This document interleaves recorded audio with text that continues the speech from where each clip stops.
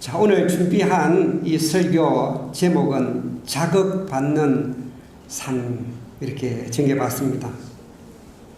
과연 무슨 자극을 받으라는 말인가? 자, 이제 이런 생각이 머리에 떠오르실 것입니다. 사실 우리가 살아가면서 무수한 자극을 받으면서 우리가 매일매일 살아가고 있습니다. 그런데 문제는 그 자극을 통해서 나를 비약적으로 성장 발전시키는 계기로 삼느냐, 아니면 오히려 그 자극으로 말미암아 또는 충격을 받거나 낭망하거나 무너지는 경우도 있다는 사실입니다. 때로는 자극을 주었는데도 전혀 자극을 느끼지도 못한 채 그저 무덤덤하게 지나쳐 버리기도 합니다.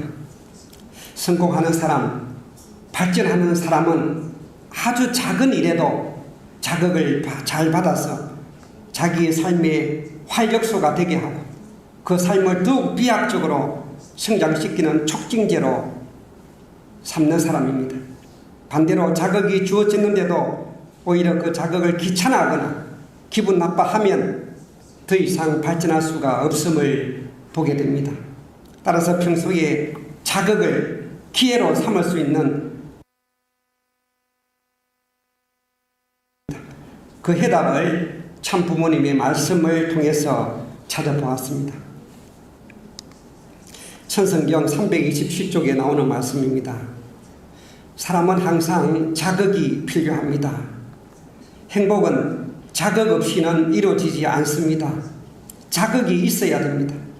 항상 먹는 밥도 먹을 때마다 배가 고파야 맛이 새로운 것처럼 부부간의 사랑도 마찬가지로 자극을 통해 새로워야 합니다.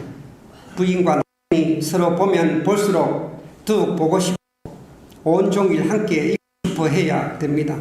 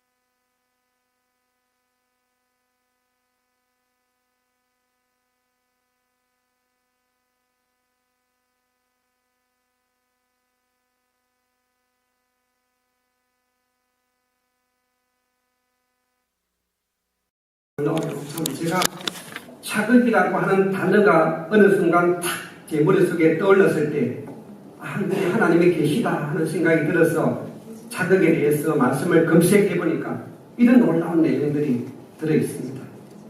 설교를 준비하면서 어쩔 때는 하나의 단어가 떠오르거든요. 기도하다 보면.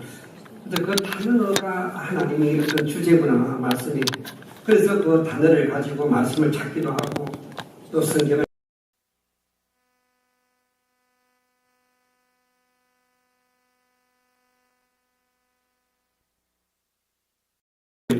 또 받게 되는 설교였습니다. 신앙이 식어지지 않고 왕성한 추진력을 가지기 위해서는 반드시 시시때때로 자극을 주어야 된다라고 하셨습니다. 그런데 여기서 저는 갑자기 하늘 부모님께서는 과연 어떤 자극을 가장 좋아하실까 생각해 봤습니다.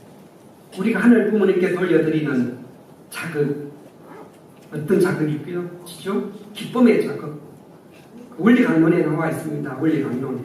창조 목적에 보면 하나님이 우리 인간을 통해서 무한한 자극을 느끼고 싶어 하십니다. 하나님은 당신의 실체로 영적이거나 무적이거나 실체이거나 간에 당신의 실체의 대상으로 창조하신 우리 인간과 만물을 통해서 오는 자극으로 말미암아 기쁨을 누리고 싶어서 창조하셨다. 원리 강론 그렇게 나와 있습니다. 그래서 저는 강의할 때로 자극이라는 단어가 딱 떠오르면 참 그 생각이 떠오르는데요. 하나님이 왜 홀로 계시지 않고 무엇 때문에 이 하늘과 땅 온 천주를 만드셨으며 도대체 어떤 자극을 받고 싶으셔서 아들과 딸로서 아담과 해와를 창조하시느냐 하는 것이죠. 천성경 722쪽에 나오는 말씀입니다. 무형의 주체로 계시는 하나님이 아득한 시온에서부터 사랑의 우주사적 자극을 충족시킬 대상을 그리워하시다가 유형 무형의 완전한 대상체로서 인간과 상봉하는 그 사랑의 자극이 얼마나 컸겠습니까? 놀라운 말씀입니다. 하나님께서는 아담과 해와가 서로 사랑하는 그런 우주사적 사랑의 자극을 느끼고 싶으셨다는 말입니다. 그러므로 부부끼리 서로 사랑에 짜릿하고도 황홀한 자극을 주고받을 때 하나님도 그 사랑에 취해서 정신이 아득하게 잃어버릴 정도까지 되어야 한다는 말씀입니다. 그런데 찰나와도 같은 이 짧은 지상에서 기적처럼 만난 부부끼리 행여 맨날 다투기만 한다거나 서로 아주 사소한 것을 가지고 미움과 갈등으로 후회하는 삶을 살아간다면 하나님 앞에 이보다 더 불효하는 일이 또 어디 있겠습니까? 부부간에 유치하고 사사로운 감정이나 자존심을 앞세운다면 절대로 하나 될 수가 없습니다. 그러기에 매일매일 하늘 부모님마저도 부러워하는 그런 참된 사랑으로 하나 된 부부의 모습으로 살아가고 있는지 끊임없이 자극을 받으면서 반성해 나가야 할 것입니다. 사랑하는 식구님, 오늘 우리는 하루하루 수많은 자극들을 받으면서 살아가고 있습니다. 문제는 그런 자극들이 과연 나의 삶에 얼마만큼 영향을 미치게 하느냐 하는 것입니다. 살아가면서 단 한 번의 충격적인 자극으로 인생이 바꿔졌다는 이야기도 듣지 않습니까? 술 중독, 도박 중독에 걸려 인생 파탄에 빠진 사람이 어떤 사건을 통해서 큰 자극을 받아 크게 반성해서 새 삶을 살게 되었다는 이야기도 있고, 또는 말기암 환자가 기적처럼 회복되어서 제2의 인생을 살아가게 되었다는 이야기도 있습니다. 과거에 한때 상당한 인기가 있었던 이것이 인생이다 라고 하는 TV 프로를 보게 되면 이처럼 대부분의 갖가지 이유로 인생의 좌절과 절망의 밑바닥까지 떨어졌던 사람들이 어떤 계기를 통해서 큰 자극을 받아 다시 꿋꿋하게 일어난 인생 스토리가 훈훈한 감동을 안겨주었던 기억이 납니다. 이와 유사한 프로가 또 최근에 있습니다. 바로 쉐바시라고 하는 프로인데요. 보신 분도 계시겠죠? 쉐바시라고 하는 뜻이 무엇인지 아시나요? 세상을 바꾸는 시간, 쉐바시. 세상을 바꾸는 시간 15분이라는 뜻입니다. 한마디로 인생 역전에 성공한 사례들을 딱 15분 동안 발표하게 하는데요. 이 발표를 통해서 자기가 험난한 역경을 이겨낸 삶의 이야기가 나옵니다. 정말 이 스토리를 읽어보면, 들어보면서 정말 나도 이겨낼 수 있겠구나, 나도 무엇이든 할 수 있겠구나 하는 용기를 갖게 되기도 합니다. TV 프로에 있으니까 한 번씩 또 검색해서 보시면 도움이 되실 것입니다. 그런데 문제는 대부분의 사람들은 아무리 자극을 주어도 제대로 느끼지 못한다거나 크게 자극을 바꿨어도 그때뿐이고 돌아서면 쉽게 잊어버린다는 사실입니다. 자, 그럼 어떻게 하면 우리에게 다가오는 이 수많은 자극들을 잘 붙잡고 놓치지 않을 수 있을까요? 사람마다 이 자극을 느끼는 다양한 차이가 있겠지만 저는 시간이 많이 주어지지 않으니까 제가 한 3가지 정도만 한번 생각해 봤어요. 3가지. 첫째, 이 자극을 어떻게 느끼기 위해서는 어떻게 해야 되느냐? 매사에 관심을 기울여야 됩니다. 관심. 모든 사물에 대해서 우리가 관심을 갖고 있죠. 그 관심, 초점이 어떻게 맞춰져 있느냐 하는 것이죠. 무슨 일이든지 이 관심의 도수를 높이면 높일수록 더 정확하게 보이는 법입니다. 아무런 관심도 갖지 않으면 내 옆을 요란하게 지나쳐도 무엇이 지나갔는지 전혀 모릅니다. 무관심이 얼마나 무서운 결과를 초래하는지 모릅니다. 가장 가까운 가족에게 무관심하게 되면 불행이 찾아옵니다. 부부끼리 서로에 대해서 무관심하게 될 때 어떤 결말이 기다리고 있을지는 불을 보듯 뻔한 일입니다. 저도 무관심할 때가 많아요. 대시사람은.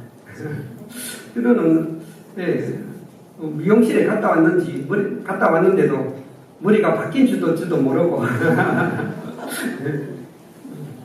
그래가지고 좀 섭섭하게 할 때도 있었거든요.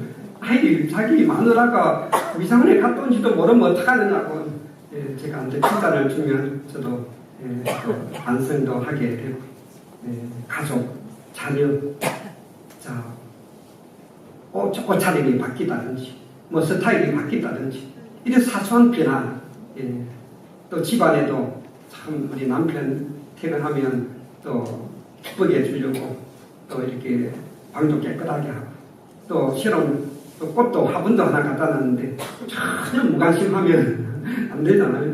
들어오자마자 이렇게 이쁜 꽃도 있네, 집안이 깨끗해졌네, 인테리어가 바뀌었네, 이렇게 남편이 감동해주면 얼마나 기뻐요. 그렇죠? 이거 어려운 거 아닌데도 관심을 안 가지니까 안 보이는 거예요. 관심을 안 가지고.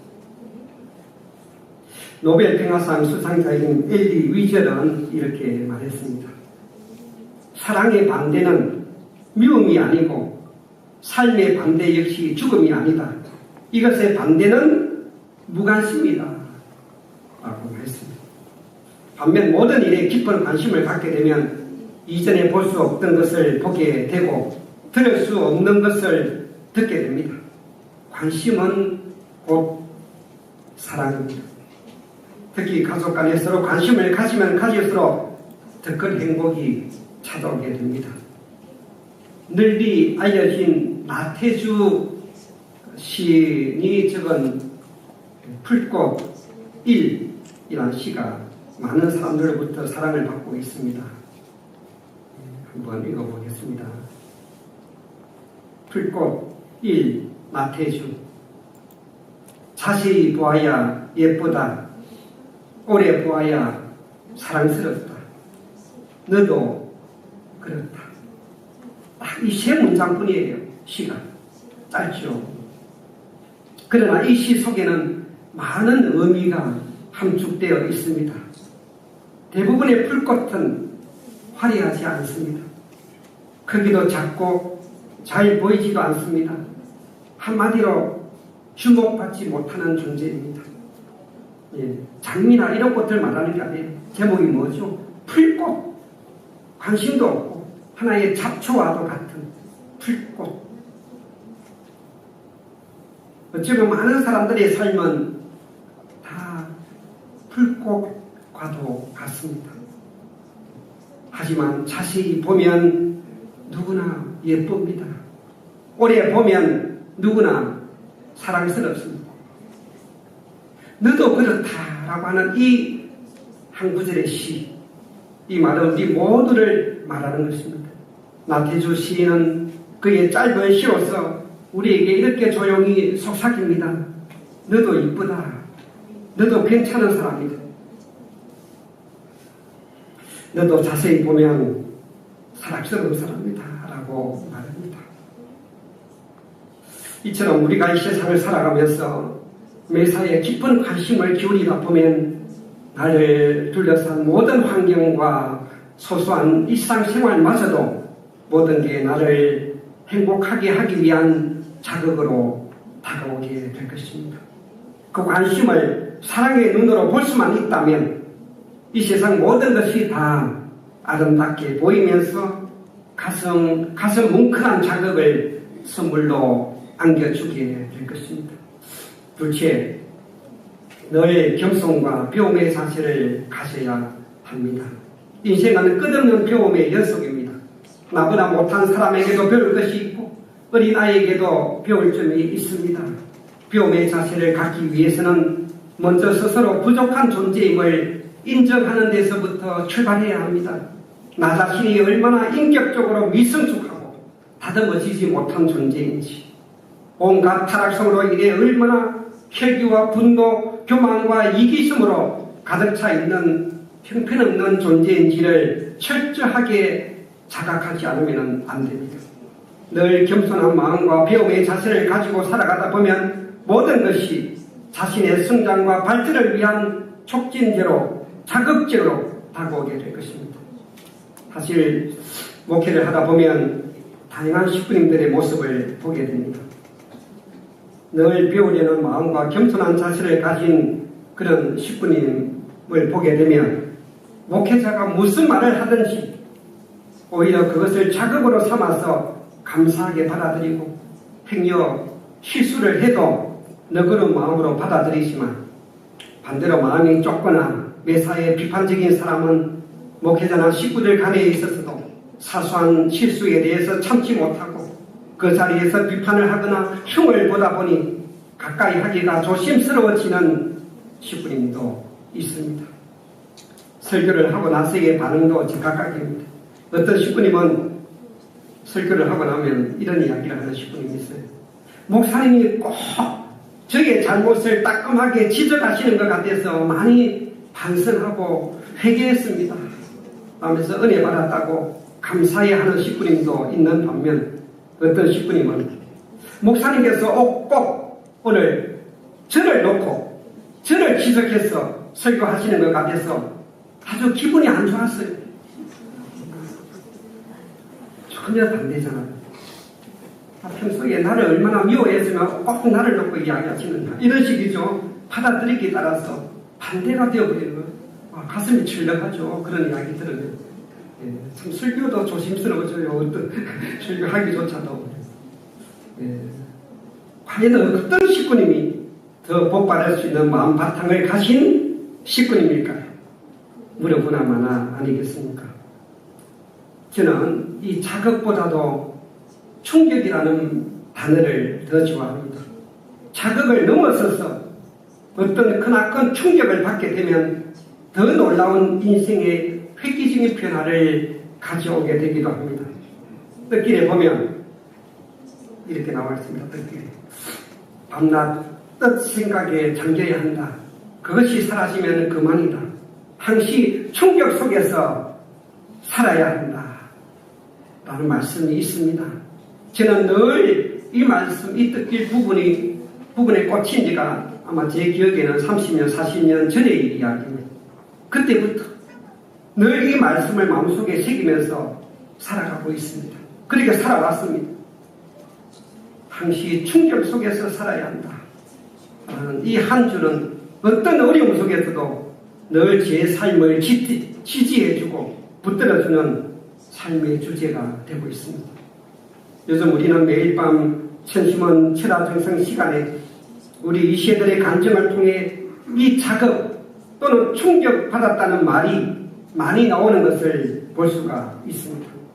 매일 축복나무 성지를 오르면서 자연을 바라보면서 새소리를 들으면서 아침 햇살을 보면서도 자극을 받기도 하고 강사들의 강의를 통해 문제의 해답을 찾고 불경부장과의 짧은 대화를 통해서 그 고민에 대한 하나님이 주시는 대답이라고 받아들이기도 하고 천심원에서 기도를 통해 이기성 원장님의 말씀을 통해 때로는 참부모님의 존령과 또 효진님, 흥진님의 존령에서 나오는 신비스러운 힘에 이끌려서 영감을 받았다는 간증도 많이 듣게 됩니다.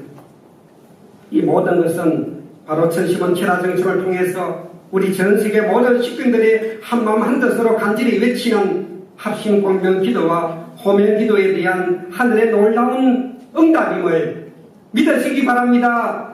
아주 이제 천심원 철학정성을 통해 전세계 모든 식구들이 매일 밤 새로운 자극을 받으면서 부활하고 있습니다.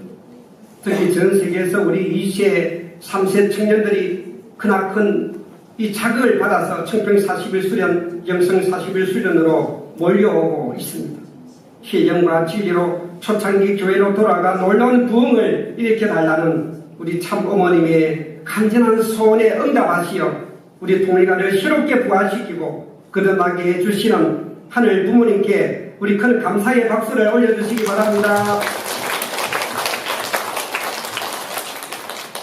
사랑하는 식구님, 내 인생을 바꿀 한 줄이라는 말을 들어보신 적이 있을 것입니다.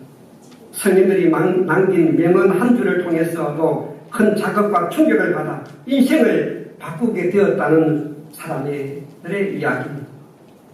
우리 식구님들도 집에 돌아가시면 노트에다가 내 인생을 바꿀 말씀 한 줄 한번 찾아서 적어보시기 바랍니다. 아니 매일매일 한 줄씩을 적으셔도 됩니다. 복되게도 오늘 우리에게는 내 삶의 나침반이 될 수 있는 보배로운 말씀들이 얼마나 많습니까? 그 말씀들을 그냥 후루룩 훈독하는 것만으로 끝나서는 안 됩니다. 한 말씀 한 구절에 한 단어에 집중해야 합니다. 밥을 오래 씹을수록 단맛이 느껴지는 것처럼 말씀도 한 문장 한 단어에 오래 머물러야만이 그 말씀의 참맛을 느낄 수가 있습니다. 그것이 바로 말씀 훈독 묵상을 통해 나만이 간직할 수 있는 말씀의 주제를 찾는 비결입니다. 그래서 저는 세 번째 자극을 받는 방법으로 이 말씀의 주제를 붙들어야 한다라고 제시하고자 합니다. 매일 그 말씀의 주제를 상기하면서 수시로 자극을 느끼도록 해야 합니다. 그래야 내 신앙이 병들거나 시들지 않습니다. 말씀의 주제를 붙들고 나가기만 한다면 우리의 신앙길을 방해하는 온갖 사탄의 유혹에도 결코 흔들리지 않습니다. 40년 전 제가 통신학교 시절에 유한 목사님으로부터 배운 가르침의 핵심이 바로 이 내용이었고 이 말씀이 지금까지 제 신앙을 지탱해주고 있다고 고백합니다. 천성경 769쪽에 보면 영계의 말을 들으면 정신이 번쩍 들어야 합니다 라고 하는 한 줄이 나옵니다. 말씀에 있다가 이 부분에 꽂혔어요. 또 그래서 그 부분 이상 더 훈독할 필요도 없다 느껴진 겁니다. 그래서 책을 듣고 또 묵상을 해야 합니다. 정말 말씀이 은혜로운 말씀이 나오면 그냥 그 자리에 멈추는 게 좋습니다. 지나면 잊어버려요. 그 부분에 빨간 줄을 치놨고 그 부분을 내 휴대폰에 옮겨놨거나 그 부분에 놓고 그 자리에서 눈을 감고 묵상을 하시면 더 은혜롭습니다. 우리는 그동안 이 뜻길을 따라오면서 참 부모님의 말씀을 들을 때마다 정신이 번쩍 든 적이 얼마나 많았습니까?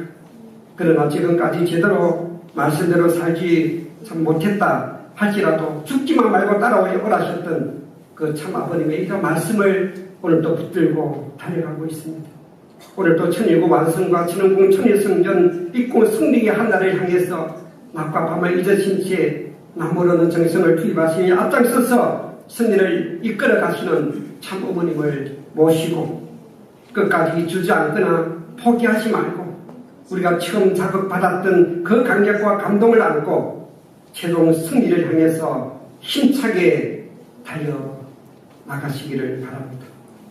사랑하는 식구님, 이제 오늘 또 설교를 준비하면서 저는 이런 생각이 문득 들었습니다. 우리는 이 뜻길을 따라오면서 툭하면 돌아서기도 하고 포기하거나 주저앉기도 하였지만 우리 참 아버님, 참 어머님께서는 과연 어떤 크나큰 충격과 자극을 받으셨길래 그 험하고 힘든 승리의 길을 홀로 개척해 오셨으며 죽음길조차 마다하지 않으시고 지옥의 위창을 뚫고 승리에 나오실 수가 있었을까 하는 것입니다. 누가 다른가 나하고 우리하고. 물론 뭐 그런 비교 자체가 참 어리석은 일이긴 하지만 저는 그래서 자서전을 읽다가 그 부분에 대한 답을 한번 찾아봤습니다.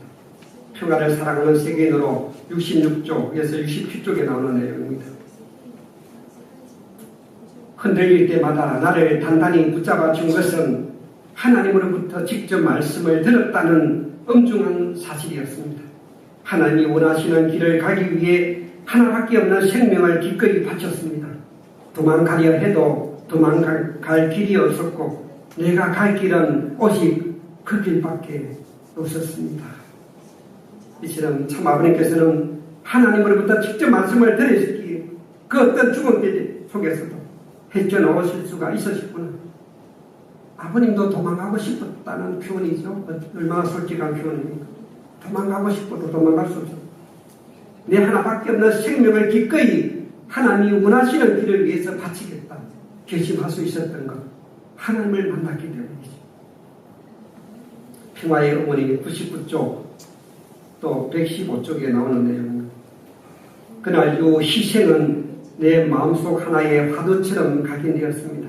훗날 생각해보니 희생은 평화의 어머니로서 살아가야 할 나의 또 다른 이름이었습니다. 나는 앞으로 전개될 그 노정이 가늠하기조차 어려운 험난한 가시밭길이라는 것도 알고 있었습니다. 그러나 그 순간 하나님을 위하고 세계 인류를 구원하는 사명을 반드시 이루겠노라 다짐했습니다.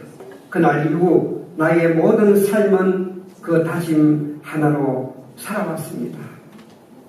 우리 참 어머님 역시도 하나님을 위하고 인류를 구원하기 위한 희생의 길을 숙명처럼 여기며 살아오셨다고 하셨습니다. 초창기 우리 동리가의 원로 선배님들도 이러한 참 부모님의 심정을 상속받아서 그 어떤 반대와 조롱과 핍박조차도 넘넘하게 이겨내며 이 뜻길을 개척해 나오시지 않았습니까? 사랑하는 식구님, 저희 부부가 그동안 30년 목회하면서 33년 목회하면서 수많은 자극들을 받았습니다만 그 가운데 정말 식구님들의 가정을 신방하면서 받은 자극들이 가장 인상 깊게 남아 있습니다. 신방은 문제 있는 가정들만 상담하러 가는 것이 아닙니다. 하나하나 하늘 부모님과 참 부모님을 모시고 함께 이 뜻길을 달려가고 있는 식구들과의 더 깊은 심정의 인연을 맺기 위한 시간입니다. 어떤 가정은 초저녁에 가서 시간 가는 줄도 모르 잊은 채 이런저런 사정 이야기를 듣다 보니 새벽 4시에 집에 돌아오는 적도 있었습니다. 어떤 가정은 가서 한 서너 시간 이상 이야기를 듣다 보니까 제 이야기는 아마 딱 1분 하고 신방이 끝낸 적도 있었습니다. 제가 뭐 설교하러 가는 건 아니니까. 예. 어떤 가정에서는 상상할 수 없는 여러 가지 어려움을 이겨내면서 정말 살아왔던 그 감정을 들으면서 함께 눈물을 흘렸던 적도 있었습니다. 우리 노원교회에 와서 많은 가정들을 지금 신방하고 있습니다만은 아직 초대받지 못해서 찾아가지 못하는 가정들도 많이 있습니다. 어떤 가정은 집안이 좁고 엉망진창이라서 좀 정리하고 나서 초대하겠다. 네. 어떤 가정은 남편의 반대가 심해서 못하고 있다 등등 사정을 얘기하기도 합니다만은, 그러다 보면은 결국 제가 이 농교회를 떠날 때까지 신방을 못하고 가게 되는 경우도 있을지 모릅니다. 그런 경우가 다른 교회에서도 많이 있었으니까요. 요즘 아무리 신방 가고 싶어도 초대하지 못하면 불쑥 찾아갈 수가 없습니다. 전 가정에 초대할 수 없는 상황이라면 대신 교회에서 만나도 됩니다. 예. 집에 가까운, 또 교회 오기도 멀면 집 바로 옆에 있는 카페에서 만나자 해도 됩니다. 예. 예. 오늘 또 구일장 반장 모임도 있습니다만 우리 구일장 반장님들이 금년이 다 가기 전에 12월 말까지 우리 노원교회 전체 식구님들을 다 신방할 수 있도록 일정을 잡아주시기를 부탁드립니다. 우리 천흥교회에 있었던 일이었는데요. 어느 가정을 신방하고 왔는데, 물론 그 부부가 신방하기 전에 미리 정성들이며 마음의 준비를 했어도 그렇기도 했겠지만, 신방 후에 그 가정이 안고 있는 어떤 정말 심각한 어려움이 있었어요. 그 때문에 맨날 부부간에 싸워하는 일들도 있었는데, 그 문제가 해결되었다라고 하면서 감사의 인사를 전해왔던 적도 있었습니다. 목회자의 신방을 통해 하늘 부모님과 참 부모님께서 그 가정을 둘러보시고 싶고, 어려운 그 사정 이야기도 듣고 싶어 하시고, 영적으로 그 가정을 분별시켜 주신다는 믿음을 가져주시기 바랍니다. 이제 오늘 설교를 마무리하겠습니다. 살아가다 보면 마음먹기에 따라 자극받을 요소들은 우리 주위에 얼마든지 있습니다. 지천에 널려 있어요. 마음만 먹으면 나에게 자극을 줄 수밖에 없는 환경, 그런 상황, 그런 요소들이 수두룩합니다. 이런 요소들을 내 삶의 자극제로 삼느냐 아니면 그냥 지나쳐버리느냐 하는 것은 어디까지나 내 몫입니다. 어느 누구도 대신할 수 없어요. 하나님이 무수한 자극들을 우리에게 주시는데도 불구하고 그 자극을 내가 받아들이지 않는 것은 하나님도 어찌할 수 없어요. 잠깐 스쳐 지나가는 사람의 말 한마디도 그냥 흘려듣지 마십시오. 어떤 어려움 속에서도 무한 긍정의 마음으로 감사하십시오. 하나님은 누구를 통해 말씀하시고 어떤 상황을 통해 나에게 다가오실지 알 수 없기 때문입니다. 모든 자극의 궁극적인 목적은 바로 나 자신의 인격 완성과 사랑의 완성에 두어야만 하는 것입니다. 그리하여 매일 매 순간 하늘 부모님과 천진 참부모님께 늘 기쁨의 자극을 돌려드리는 자랑스러운 효자 효녀로서의 삶을 살아가시기 바랍니다. 더 나아가 보다 성숙된 인격 완성을 통해 전 세계에서 가장 모델 가정을 이루어 나가시는 우리 노원교회 모든 식구님들이 되어주시기를 부탁드리면서 설교를 마치겠습니다. 함께 기도드리겠습니다. 사랑과 은혜가 충만하신 하늘 부모님, 천지인 참 부모님, 진심으로 감사하고 또 감사드리옵니다.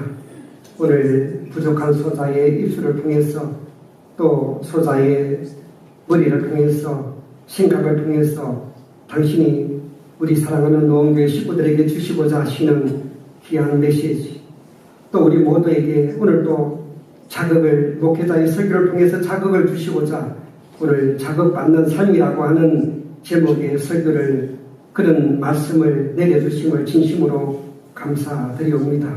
오늘 저에게 이 짧은 지상의 삶 속에서 보다 더 성숙되고 보다 더 완성되고 보다 더 하늘 부모님을 닮은 우리의 모습으로 나아갈 수 있도록 하늘은 끊임없이 오늘 저희들을 찾아오시고 자극을 주고 계시는 것을 깨달아야 되겠사옵니다. 오늘 이 말씀을 우리 각자가 또 마음속에 깊이 새기면서 또 새로운 자극제로 삼아서 새로운 부활과 거듭나는 오늘 귀한 시간 될 수 있도록 인도해 주시옵소서. 축복 중심 가정 김홍덕 이름으로 보고드리며 아뢰사옵나이다. 아주